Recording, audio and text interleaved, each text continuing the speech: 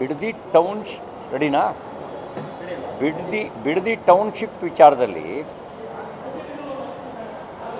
ಪಕ್ಷಗಳ ರಾಜಕಾರಣಕ್ಕಿಂತ ರೈತರ ಬದುಕಿನ ಪ್ರಶ್ನೆ ಇದೆ. ನಾವು ಅವತ್ತೇ ಹೇಳಿದ್ದೀವಿ, ಅಭಿವೃದ್ಧಿಗೆ ಭಾಜಪ ವಿರೋಧಿ ಅಲ್ಲ. ರೈತರ ಒಪ್ಪಿಗೆ ಇಲ್ಲದೆ ಟೌನ್ಶಿಪ್ ಮಾಡೋದಕ್ಕೆ ನಮ್ಮ ವಿರೋಧ ಇದೆ.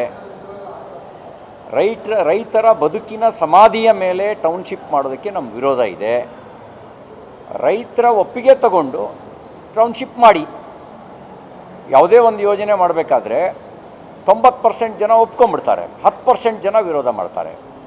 ಆವಾಗ 10% ಜನರಿಗೋಸ್ಕರ ಯೋಜನೆಯನ್ನು ನಿಲ್ಲಿಸಬಾರ್ದು ಅಂತ ಹೇಳಿ ನಾವು ನೋಟಿಫಿಕೇಷನ್ ಮಾಡೋದು, ಭೂಮಿ ವಶಪಡಿಸ್ಕೊಳ್ಳೋದು ಇದು ಸ್ವಾಭಾವಿಕ ಆಗುತ್ತೆ. ಆದರೆ 90% ರೈತರ ವಿರೋಧ ಇದ್ದಾಗ 10% ಜನರಿಗೋಸ್ಕರ ನೋಟಿಫಿಕೇಷನ್ ಮಾಡಿ ಭೂಮಿಯನ್ನು ವಶಕ್ಕೆ ತೆಗೆದುಕೊಳ್ಳೋ ಕೆಲಸ ಮಾಡೋದಿಲ್ಲ.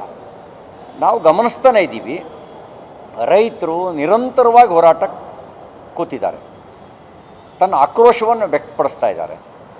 ಮತ್ತು ಆ ಭೂಮಿ ಫಲವತ್ತಾದ ಭೂಮಿ. ಈ ಎಲ್ಲ ಹಿನ್ನೆಲೆಯಲ್ಲಿ ಹಠವನ್ನು ಬಿಟ್ಟು ಹೋಲಿಸ್ಟಿಕ್ ಆಗಿ, ಅಂದರೆ ಸಮಗ್ರವಾಗಿ ಆಲೋಚನೆ ಮಾಡಿ ನಿರ್ಣಯ ಕೈಗೊಳ್ಳಬೇಕು ಅನ್ನೋದು ನಮ್ಮ ಆಗ್ರಹ ಇದೆ. ಈಗ ಇದು ಭಾಳ ಸ್ಪಷ್ಟ ಇದೆ. ಈಗಾಗಲೇ ಪ್ರದೇಶದ ಭಾಜಪ ಅಧ್ಯಕ್ಷರು ಮತ್ತು ಪ್ರತಿಪಕ್ಷದ ನಾಯಕರು ಭೇಟಿ ಕೊಟ್ಟು ಬಂದಿದ್ದಾರೆ. ನಾವು ವಿಧಾನಸಭೆ ಮತ್ತು ವಿಧಾನ ಪರಿಷತ್ನಲ್ಲೂ ಈ ವಿಷಯವನ್ನು ಕೈಗೆತ್ತಿಕೊಳ್ತೇವೆ. ಅವರ ಹೋರಾಟದ ಜೊತೆಗೆ ನೇರವಾಗಿಯೂ ಕೂಡ ನಾವು ಭಾಗಿಯಾಗ್ತೇವೆ. ವಾಲ್ಮೀಕಿ ಹಗರಣ ವಿಚಾರ ಮತ್ತೆ ಮುನ್ನೆಲೆ ಬಂದಿದೆ. ಈಗ ಕುಂಟಿ ನಾಗರಾಜು ಮತ್ತು ನಾಗೇಂದ್ರ ಮಾಜಿ ಸಚಿವ ಇಬ್ಬರಿಗೂ ಮೇಲೆ ಏನು ಬೇಲ್ ಇದ್ದಾರೆ. ಆ ಬೇಲ್ ಸ್ಯಾಂಕ್ಷನ್ಗೆ ಸಿಬಿಐನವರು ಅಪ್ಲೈ ಮಾಡಿದ್ದಾರೆ. ಈಗ ಮತ್ತೆ ಅರೆಸ್ಟ್ ಆಗೋ ಸಾಧ್ಯತೆ, ಜೊತೆಗೆ ಸರಿಯಾಗಿದ್ದಂತಹ ಹಣಕಾಸಿಗೆ ಸಂಬಂಧಪಟ್ಟ ಮಾಹಿತಿಯನ್ನು ಕೊಟ್ಟಿಲ್ಲ ಅಂತ ಹೇಳಿ. ನೋಡಿ, ಸಾರ್ವಜನಿಕವಾಗಿಯೇ ಹಿಂದಿನ ಮುಖ್ಯಮಂತ್ರಿಗಳು ಮಾನ್ಯ ಶ್ರೀ ಸಿದ್ದರಾಮಯ್ಯನವರು ವಾಲ್ಮೀಕಿ ನಿಗಮದಲ್ಲಿ ಹಗರಣ ಆಗಿರೋದು ನಿಜ ಅಂತ ಒಪ್ಕೊಂಡಿದ್ದಾರೆ. ತನಿಖಾ ಸಂಸ್ಥೆ ಹಣದ ದುರುಪಯೋಗದ ಜೊತೆಗೆ ಹಣ ಎಲ್ಲೆಲ್ಲಿಗೆ ಹೋಯಿತು ಅನ್ನೋದನ್ನು ಕೂಡ ತನ್ನ ತನಿಖೆಯಲ್ಲಿ ವಿವರವಾಗಿ ಕೊಟ್ಟಿದೆ. ನಿಜವಾಗಲೂ ವಾಲ್ಮೀಕಿ ಸಮುದಾಯದ ಬಗ್ಗೆ ಕಾಂಗ್ರೆಸ್ಸಿಗೆ ಕಾಳಜಿ ಇದ್ದರೆ ತಪ್ಪಿತಸ್ಥರನ್ನು ಜೈಲಿನಲ್ಲೇ ಇಡುವ ವ್ಯವಸ್ಥೆ ಮಾಡ್ತಾಯಿತ್ತು. ತಪ್ಪಿತಸ್ಥರನ್ನು ಪಕ್ಷದಿಂದ ಉಚ್ಚಾಟನೆ ಮಾಡ್ತಾಯಿದ್ರು. ತಪ್ಪಿತಸ್ಥರ ಮೇಲೆ ಬಿಗಿಯಾದ ಕ್ರಮವನ್ನು ಕೈಗೊಳ್ತಾಯಿದ್ರು. ರಕ್ಷಣೆ ಮಾಡೋ ಕೆಲಸ ಮಾಡ್ತಿರಲಿಲ್ಲ. ವಾಲ್ಮೀಕಿ ಅಭಿವೃದ್ಧಿ ನಿಗಮದ ಹಗರಣದಲ್ಲಿ ಕಾಂಗ್ರೆಸ್ ಪಾರ್ಟಿ ಭ್ರಷ್ಟರ ರಕ್ಷಣೆಗೆ ನಿಲ್ತು. ಆ ಮೂಲಕ ವಾಲ್ಮೀಕಿ ಸಮುದಾಯದ ಹಿತಾಸಕ್ತಿಗೆ ವಿರುದ್ಧವಾಗಿ ವರ್ತನೆ ಮಾಡ್ತು. ಇವರಿಗೆ ತನ್ನ ಭ್ರಷ್ಟ ವ್ಯವಸ್ಥೆಯನ್ನು ಕಾಪಾಡಿಕೊಳ್ಳೋದಕ್ಕಿರುವ ಆಸಕ್ತಿಯ 1% ಕೂಡ ವಾಲ್ಮೀಕಿ ಸಮುದಾಯದ ಅಭಿವೃದ್ಧಿಗಾಗಿ ಆಲೋಚನೆ ಮಾಡಲಿಲ್ಲ. ಅಭಿವೃದ್ಧಿಗಾಗಿ ಆಲೋಚನೆ ಮಾಡಿದರೆ 187 ಕೋಟಿ ರೂಪಾಯಿ ಬಾರಿಗೆ ಹೋಗ್ತಿತ್ತಾ? 187 ಕೋಟಿ ರೂಪಾಯಿ ಚಿನ್ನದ ಅಂಗಡಿಗೆ ಹಣ ಹೋಗ್ತಿತ್ತಾ? 187 ಕೋಟಿ ರೂಪಾಯಿ ಕಾರ್ ಶೋರೂಮಿಗೆ ಹಣ ಹೋಗ್ತಿತ್ತಾ? ಚುನಾವಣೆಗೆ ಬಳಕೆ ಆಗ್ತಿತ್ತಾ? ಇದೆಲ್ಲ ಬಳಕೆ ಆಗಿದೆ ಅಂತ ಹೇಳಿದ್ರೆ ಕಾಂಗ್ರೆಸ್ ಪಾರ್ಟಿಯೇ ಭ್ರಷ್ಟರ ಜೊತೆಗೆ ನಿಂತಿರೋ ಕಾರಣಕ್ಕೆ ಇಷ್ಟೆಲ್ಲ ಅವರಿಗೆ ಏನು ಬೇಕಾದರೂ ಮಾಡಿದ್ರು ನನ್ನ ಪಕ್ಷ ನನ್ನ ಜೊತೆಗೆ ನಿಲ್ಲುತ್ತೆ, ಭ್ರಷ್ಟಾಚಾರದಲ್ಲಿ ಪಾಲು ಕೊಟ್ಟರು ಸಾಕು ಅನ್ನುವಂಥ ಮನೋಭಾವನೆಯಿಂದಾಗಿ ವಾಲ್ಮೀಕಿ ಅಭಿವೃದ್ಧಿ ನಿಗಮದ ಹಗರಣ ನಡೆದಿದೆ. ತಪ್ಪಿತಸ್ಥರಿಗೆ ಶಿಕ್ಷೆ ಆಗಬೇಕು, ತಪ್ಪು ಮಾಡೋರಿಗೆ ಎಚ್ಚರಿಕೆಯ ಸಂದೇಶನೂ ಹೋಗಬೇಕು.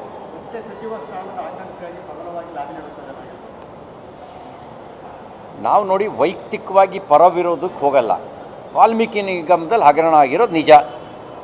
ನೆಕ್ಕುಂಟಿ ನಾಗರಾಜಿನ ಸಂಬಂಧಪಟ್ಟಂತೆ ದಾಖಲೆಗಳನ್ನು ಸಮೇತ ಹೊರಗೆಳೆದಿದ್ದರೊಳಗೆ ನಾನು ಕೂಡ ಪ್ರಮುಖ ಪಾತ್ರ ವಹಿಸಿದ್ದೇನೆ. ಅವರಿಗೂ ಮತ್ತು ಅಂದಿನ ಸಚಿವರಾಗಿದ್ದಂಥ ನಾಗೇಂದ್ರ ಅವರಿಗೂ ಇದ್ದ ಗಳಸೆ ಕಂಠಸ್ಯ ಸಂಬಂಧದ ಜೊತೆಗೆ ಮಾತ್ರ ಅಲ್ಲ, ಯಾವ ಸ್ಪೆಷಲ್ ಏರ್ಕ್ರಾಫ್ಟ್ನಲ್ಲಿ ಯಾರ ಜೊತೆಗೆ ಪ್ರಯಾಣ ಮಾಡ್ದ ಅನ್ನೋದರ ಫೋಟೋ ಸಹಿತ ಮಾಹಿತಿಯನ್ನು ಕೂಡ ಒದಗಿಸ್ಕೊಟ್ಟಿದ್ದೆ. ಇಷ್ಟಾದ ಮೇಲೂ ಕೂಡ ಭ್ರಷ್ಟಾಚಾರಗೆ ಜೊತೆಗೆ ನಿಂತರೆ, ಹಿಂದೆ ಜನಮೇಜಯ ರಾಯ ಸರ್ಪಯಾಗ ಮಾಡ್ತಾಯಿದ್ದ, ತಕ್ಷಕನಿಗೆ ಇಂದ್ರ ಆಶ್ರಯ ಕೊಟ್ಟ. ಆಗ ಸರ್ಪಯಾಗ ಮಾಡೋರು ತಕ್ಷಕಾಯ ಇಂದ್ರಾಯ ಸ್ವಾಹ ಅಂತ ಆಹ್ವಾನ ಮಾಡಿದ್ರು. ಹಾಗೆ ನಾವು ಕಾಂಗ್ರೆಸ್ಸನ್ನು ಕೂಡ ಈ ಜನ ಮುಂದೆ ಬರ್ತಕ್ಕಂಥ ಪ್ರಜಾಪ್ರಭುತ್ವದ ಯಜ್ಞದಲ್ಲಿ ಕಾಂಗ್ರೆಸ್ನು ಸೇರಿಸಿ ಆಹುತಿ ತಗೊಳ್ತಾರೆ. ಅಡ್ಡಮತದಾನ ಪತ್ತೆ ಹಚ್ಚೋದಕ್ಕೆ ತಾವು ಸಮಿತಿಯನ್ನು ರಚನೆ ಮಾಡಿದ ಸಮಿತಿ ಉಸ್ತುವಾರಿತವಾಗಿದ್ದೀರಿ, ಏನು ವರದಿ ಯಾವಾಗ ಕೊಡ್ತೀರಿ ಏನು? ನಾವೀಗಾಗಲೇ ಮಾಹಿತಿಯನ್ನು ಸಂಗ್ರಹ ಮಾಡಿದ್ದೇವೆ. ಇವತ್ತು ನಾವು 3 ಜನ ಬೇರೆ ಬೇರೆ ಮೂಲದಿಂದ ಸಂಗ್ರಹಿಸಿರೋ ಮಾಹಿತಿಯ ಕುರಿತಾಗಿ ಚರ್ಚೆ ನಡೆಸಿ ವರದಿಯನ್ನು ತಯಾರು ಮಾಡ್ತಾಯಿದ್ದೀವಿ. ವರದಿ ತಯಾರು ಮಾಡಿದ ನಂತರ ರಾಜ್ಯಾಧ್ಯಕ್ಷರಿಗೆ ಮತ್ತು ಕೇಂದ್ರದ ನಾಯಕತ್ವಕ್ಕೆ, ರಾಷ್ಟ್ರೀಯ ಅಧ್ಯಕ್ಷರು, ರಾಷ್ಟ್ರೀಯ ಪ್ರಧಾನ ಕಾರ್ಯದರ್ಶಿಗಳಿಗೆ ಈ ವರದಿಯನ್ನು ನಾವು ಕೊಡೋ ಕೆಲಸ ಮಾಡ್ತೇವೆ. ರಾಜ್ಯಾಧ್ಯಕ್ಷರು ಮತ್ತು ವಿಪಕ್ಷ ನಾಯಕರು ದೆಹಲಿಗೆ ಹೋಗಿದ್ದಾರೆ, ಮತ್ತು ಧರ್ಮಸ್ಥಳದಲ್ಲಿ ಶಾಸಕಾಂಗ ಪಕ್ಷ ಸಭೆ ನಡೆಸಬೇಕು ಅಂತ ಹೇಳ್ತಿದ್ದಾರೆ. ಸೊ ಈ ಬಗ್ಗೆ ನಿಮ್ಮ ಅಭಿಪ್ರಾಯ ಏನು ಅಂತ ಸರ್, ಸದ್ಯದ ಬೆಳವಣಿಗೆ ಬಗ್ಗೆ? ದೆಹಲಿಗೆ ರಾಷ್ಟ್ರೀಯ ಅಧ್ಯಕ್ಷರ ಕರೆಯ ಮೇರೆಗೆ ಹೋಗಿದ್ದಾರೆ ಅನ್ನೋ ಮಾಹಿತಿ ಇದೆ. ಅದಕ್ಕಿಂತ ಹೆಚ್ಚಿನ ಇನ್ಫಾರ್ಮೇಷನ್ ನನ್ನ ಹತ್ರ ಇಲ್ಲ. ಇನ್ನು ರಾಜ್ಯಾಧ್ಯಕ್ಷರ ಧರ್ಮಸ್ಥಳದ ಹೇಳಿಕೆ ವಿಚಾರ ಕುರಿತಂತೆ ಸಾರ್ವಜನಿಕವಾಗಿ ನಾನು ಹೇಳೋಕ್ಕೆ ಏನೂ ಇಲ್ಲ.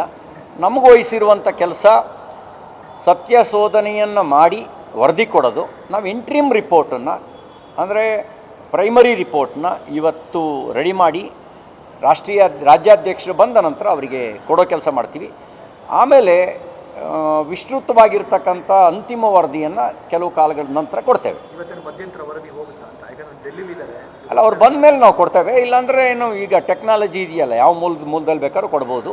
ಮೊದಲಿಗೆ ಸಮಾಲೋಚನೆ ಮಾಡಿ ಆಮೇಲೆ ನಾವು ಕಲೆ ಹಾಕಿರುವ ಮಾಹಿತಿಗಳನ್ನೆಲ್ಲವನ್ನು ಕೂಡ ಸಮಾಲೋಚಿಸಿ ಅಂತಿಮ ನಿಷ್ಕರ್ಷಕ್ಕೆ ಬಂದು ವರದಿ ತಯಾರು ಮಾಡಿ ಕೊಡ್ತೇವೆ. ನಿಮ್ಮ ಸಮಿತಿಯಲ್ಲಿ ಸದಾನಂದ ಗೌಡರ ಹೇಳಿಕೆ ಗಮನಿಸಬೇಕು. ಜೂನ್ 13ರಂದು ಒಂದಷ್ಟು ನಾಯಕರು ಅಲ್ಲೋಗಿ ಮಾತಾಡಿದ್ದಾರೆ ಅಂತ, ಆ ಹೇಳಿಕೆಗಳೇನಾದರೂ ಕೂಡ ನಿಮ್ಮ ಸಮಿತಿಯಲ್ಲಿ ಏನಾದರೂ ಚರ್ಚೆ ಆಗುತ್ತೆ? ಈಗ ಹಲವು ರೀತಿಯ ನಮ್ಮ ಮಾಧ್ಯಮಗಳಿಂದಲೂ ಇನ್ಫಾರ್ಮೇಷನ್ ಕಲೆಕ್ಟ್ ಮಾಡಿದ್ದೀವಿ. ಕೆಲವು ಸಾಂದರ್ಭಿಕ ಸಾಕ್ಷ್ಯಗಳನ್ನು ಕಲೆ ಹಾಕಿದ್ದೀವಿ. ಅದರೊಳಗಡೆ ಸಾಂದರ್ಭಿಕ ಸಾಕ್ಷ್ಯಗಳಲ್ಲಿ ಸದಾನಂದ ಗೌಡರು ಅಲ್ಲದೆ ಇನ್ನು ಕೆಲವರು ಹೇಳಿರುವಂಥ ವಿಚಾರಗಳನ್ನು ಕೂಡ ಪರಾಮರ್ಶೆ ನಡೆಸ್ತಾ ಇದ್ದೀವಿ. ಆ ಪರಾಮರ್ಶೆ ನಡೆಸಿ ಪ್ರೈಮರಿ ರಿಪೋರ್ಟ್ನ, ಇಂಟ್ರೀಮ್ ರಿಪೋರ್ಟ್ನ ಕೊಡ್ತೀವಿ. ಆಮೇಲೆ ಫೈನಲ್ ರಿಪೋರ್ಟ್ನ it will take a time. ಯಾಕೆಂದರೆ ಸೀಕ್ರೆಟ್ ವೋಟ್ ಆಗಿದ್ದ ಕಾರಣಕ್ಕೆ ನಾವು ನಿರ್ದಿಷ್ಟವಾಗಿ ಇವನೇ ಅಪರಾಧಿ ಅಂತ ಹೇಳೋಕ್ಕಾಗಲ್ಲ. ಅನುಮಾನಿಸ್ಬೋದು. ಅನುಮಾನಿಸುವ ಸಂದರ್ಭದಲ್ಲಿ ಸಾಂದರ್ಭಿಕ ಸಾಕ್ಷ್ಯಗಳನ್ನು ಕಲೆ ಹಾಕಿ ನಾವು ಇವ್ರ ಬಗ್ಗೆ ಹೆಚ್ಚಿನ ನಿಗಾ ವಹಿಸಬೇಕು ಅನ್ನೋದ್ರ ಬಗ್ಗೆ ನಾವು ಮಾಹಿತಿ ಕೊಡ್ತೀವಿ. ಈಗ ಅಡ್ಡ ಮತದಾನ ಮಾಡಿದವರ ವಿರುದ್ಧ ಯಾವ ರೀತಿಯ ಕ್ರಮ ಆಗಬೇಕು ಅಂತ ಹೇಳ್ತೀರಿ ತಾವು? ನೋಡಿ, NDA ಕಡೆಯಿಂದ 12 ಅಡ್ಡ ಮತಗಳಾಗಿರೋದು ಸ್ಪಷ್ಟ. ಅದರಲ್ಲಿ BJPದೇ ಅನ್ನೋದು 4, NDAದು ಅನ್ನೋದು 8. ಅದರಲ್ಲಿ ಯಾರು ಹಾಕಿದ್ದಾರೆ ಅನ್ನೋದು ಸುಲಭವಾಗಿ ಪತ್ತೆ ಆಗುವ ಸಂಗತಿ ಅಲ್ಲ.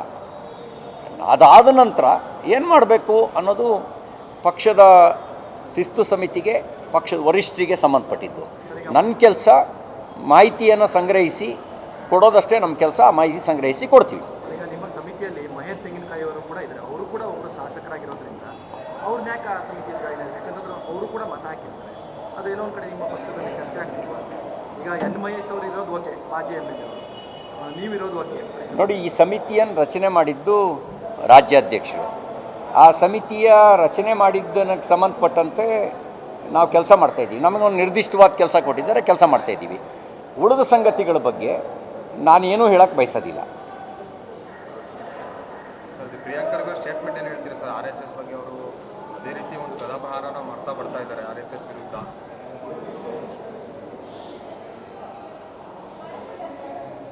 ಅವ್ರಿಗೆ ಮಾಡೋದಕ್ಕೆ ತುಂಬ ಕೆಲಸಗಳಿದ್ದಾವೆ.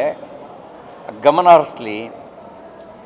ಡ್ರಗ್ಸ್ ಕ್ಯಾಪಿಟಲ್ ಆಗ್ತಾಯಿದೆ ಕರ್ನಾಟಕ, ಇದ್ರ ಕಡೆ ಗಮನ ಹರಿಸಲಿ. ದೊಡ್ಡ ಪ್ರಮಾಣದಲ್ಲಿ ಬಾಂಗ್ಲಾದೇಶಿ ಅಕ್ರಮ ವಲಸಿಗರು ಕರ್ನಾಟಕದ ಕಡೆಗೆ ಬರ್ತಾ ಇದ್ದಾರೆ ಅಂತಕ್ಕಂಥ ಮಾಹಿತಿ ಇದೆ. ಇದು ದೇಶದ ಭದ್ರತೆಯ ದೃಷ್ಟಿಯಿಂದ ಅಪಾಯಕಾರಿ. ಇದ್ರ ಕಡೆಗೆ ಗಮನ ಹರಿಸಲಿ. ಭಯೋತ್ಪಾದಕರ ಸ್ಲೀಪರ್ ಸೆಲ್ ರೀತಿ ಕರ್ನಾಟಕವನ್ನು ಬಳಕೆ ಮಾಡ್ಕೊಳ್ತಿದ್ದಾರೆ ಅನ್ನೋದಕ್ಕೆ ಪೂರಕವಾಗಿ NIA ಸಾಕಷ್ಟು ಮಾಹಿತಿಗಳನ್ನು ಕಲೆ ಹಾಕಿ ಕೆಲವು ಉಗ್ರರ ಜೊತೆಗೆ ಸಂಬಂಧ ಇಟ್ಕೊಂಡಿರೋರನ್ನು ಕೂಡ ಬಂಧಿಸಿದೆ. ಇದ್ರ ಕಡೆಗೆ ಗಮನ ಕೊಡಲಿ. ಸ್ವಲ್ಪ ಗಮನ ಹರಿಸಿದರೆ ನೀಟ್ ಎಕ್ಸಾಮ್ ಮುಂಚೆನೇ ನಿಶ್ಚಯ ಆಗಿತ್ತು. ಪ್ರದೇಶ ಕಾಂಗ್ರೆಸ್ ಅಧ್ಯಕ್ಷರ ಅಧಿಕಾರ ಸ್ವೀಕಾರ ಸಮಾರಂಭವನ್ನು ಒಂದಿನ ಹಿಂದೆಯೋ ಮುಂದೆಯೋ ಮಾಡಿದರೆ ಆ ನೀಟ್ ಎಕ್ಸಾಮಿಗೋಸ್ಕರ ಬಂದ ಮಕ್ಕಳು ಎಕ್ಸಾಮ್ನಿಂದ ವಂಚಿತರಾಗಿ ಅವ್ರು ಕಣ್ಣೀರು ಹಾಕುವಂಥ ಪರಿಸ್ಥಿತಿ ಬರ್ತಿರಲಿಲ್ಲ. ಆ ಕಣ್ಣೀರಿನ ಶಾಪ ಯಾರಿಗೆ ತಟ್ಟಬೇಕು? ಈ ಬಗ್ಗೆಯೂ ಅವರು ಆಲೋಚನೆ ಮಾಡಬೇಕು. ಇದೆಲ್ಲವೂ ಅಧಿಕಾರದ ಅಹಂಕಾರದ ಪರಿಣಾಮ. ಅಧಿಕಾರದ ಅಹಂಕಾರವನ್ನು ಬಿಟ್ಟು ಆಲೋಚನೆ ಮಾಡಿದ್ರೆ ಆದ್ಯತೆಗಳೇನು ಅಂತ ಅರ್ಥ ಆಗ್ತವೆ. ಅಧಿಕಾರದ ಅಹಂಕಾರವೇ ದೊಡ್ಡದಾದಾಗ ಅಹಂಕಾರ ಮದದಲ್ಲಿ ಮೆರೀತಾರೆ. ಕಾಲಾಯ ತಸ್ಮೈ ನಮಃ. ಕಾಲ ಎಲ್ಲದಕ್ಕೂ ಉತ್ತರ ಕೊಡುತ್ತೆ. ಕಾಲಕ್ಕಿಂತ ದೊಡ್ಡವರು ಯಾರೂ ಇಲ್ಲ. ಕಾಲ ಉತ್ತರ ಕೊಡುತ್ತೆ. ಅಧಿಕಾರದ ಅಹಂಕಾರದಲ್ಲಿ ಮೆರೆದವರು ಮಣ್ಣಿನ ಜೊತೆಗೆ ಮಣ್ಣಾಗಿ ಹೋಗಿದ್ದಾರೆ, ಉಳಿದಿಲ್ಲ. ಒಳ್ಳೆ ಕೆಲಸ ಮಾಡೋಕ್ಕೆ ಅವಕಾಶ ಇದ್ದಾಗ ಒಳ್ಳೆ ಕೆಲಸ ಮಾಡೋದು ಬಿಟ್ಟು ಒಳ್ಳೆ ಕೆಲಸ ಮಾಡೋರ ಬಗ್ಗೆ ಅಪಪ್ರಚಾರ ಮಾಡ್ತಾ ಹೊರಟ್ರೆ ಆ ಅಪಪ್ರಚಾರದಿಂದ ಪ್ರಚಾರ ಸಿಗ್ಬೋದು, ಆದರೆ ಅದು ಘನಕಾರ್ಯ ಅಲ್ಲ.